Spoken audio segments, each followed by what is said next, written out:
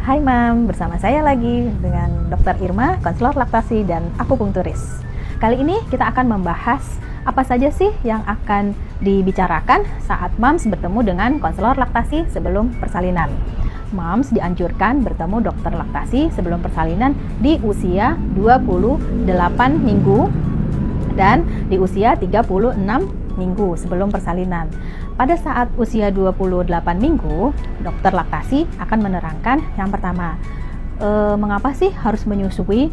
Sebenarnya di semua kitab keyakinan kita di Indonesia ini, di agama Islam, di agama Kristen, Hindu, Buddha, itu semua menganjurkan untuk Mams menyusui anak-anak, ya.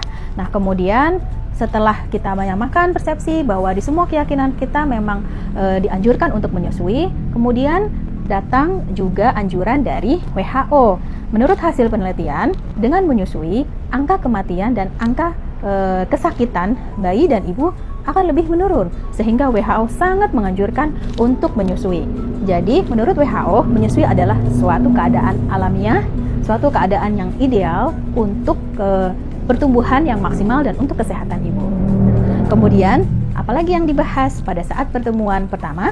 Pada saat pertemuan di 28 minggu, konselor laktasi akan menerangkan apa saja manfaat menyusui untuk anak, manfaat menyusui untuk ibu.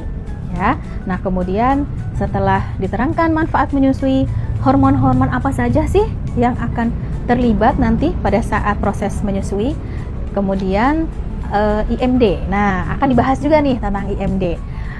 Apa itu IMD, mengapa harus dilakukan IMD, bagaimana teknis dilakukannya IMD, itu pada pertemuan yang 28 minggu.